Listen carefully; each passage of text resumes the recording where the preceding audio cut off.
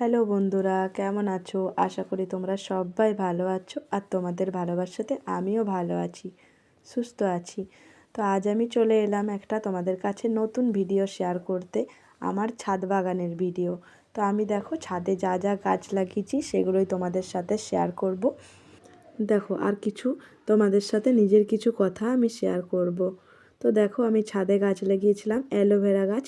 তো অ্যালোভেরা দেখো একটা লাগিয়েছি, আবার সাইড থেকে অনেক ছোট ছোট বেরিয়েছে। আর বন্ধুরা প্লিজ একটু অ্যাডজাস্ট করে নেবে, আমার গলা কিন্তু পুরো বসে গেছে। তোমরা জানো আমাদের এখন এমনিতেই পালন চলছে, তো এমনিতেই শরীরে একটু ডিস্টার্ব আছে, সেই জন্য।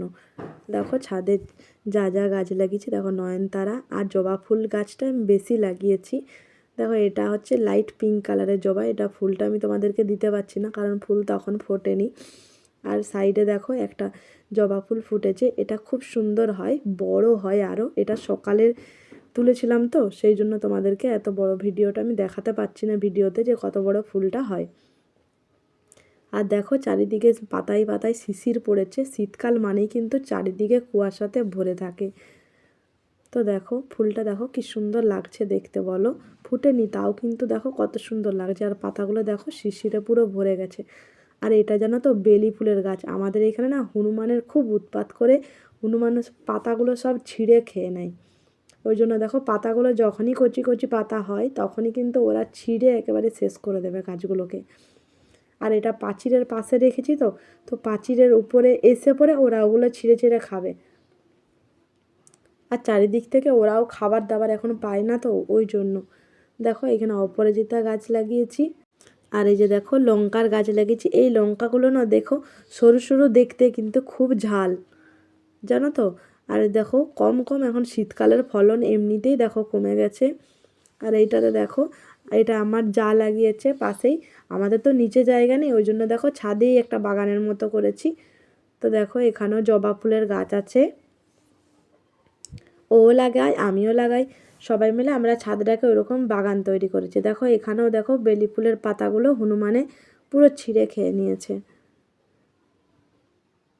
আর এই দেখো এটাও জবা ফুল, কিন্তু এটা সেই থোক জবাটা বলে না, সেই জবা ফুলটা, যেটা থোক থোক অনেকগুলো হয়। আর দেখো তুলসী গাছ, আমরা এখন তুলসী গাছে জল দিতে পারছি না, গাছগুলোও কেমন হয়ে গেছে। আর এখানে দেখো শিম গাছ লাগানো আছে,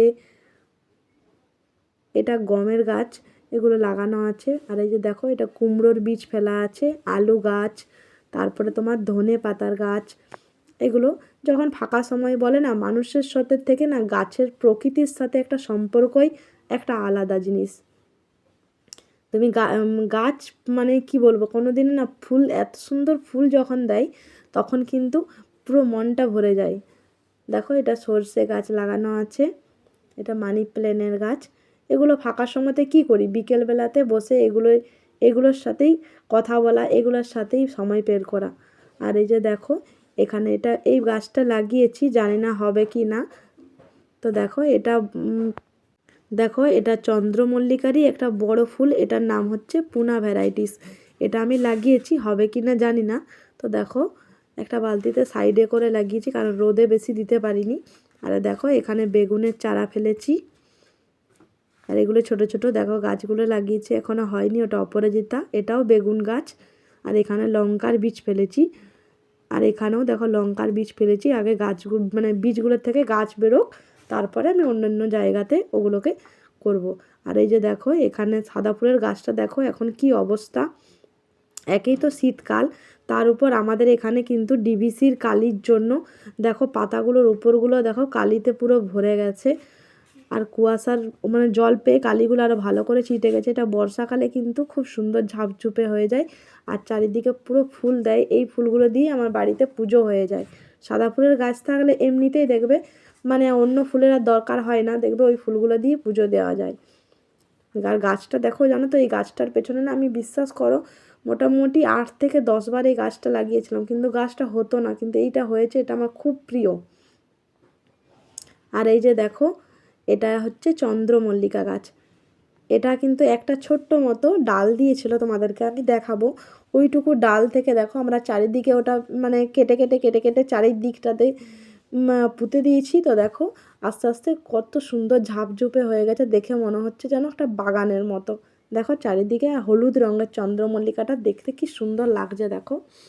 এটা যদিও ভালো করে এখনও ফুটেনি, তো আমি ভাবলাম এত সুন্দর একটা জিনিস তোমাদের সাথে আমি শেয়ার করি।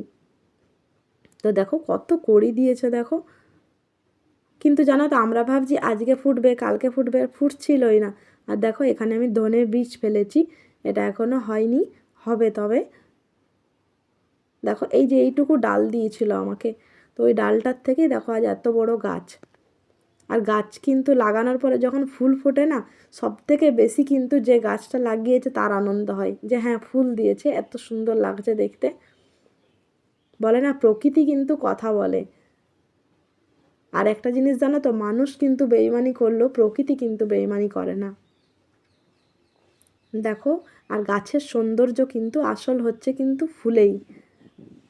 ফুল না থাকলে গাছ যে এত সুন্দর হয় সেটা কিন্তু আমরা জানতাম না দেখো। আর তাছাড়া গাছ লাগানোর উপকারিতা অনেক আছে, তোমরা সেটা জানো নিশ্চয়ই, তোমাদের সাথে ওটা শেয়ার করতে হবে না।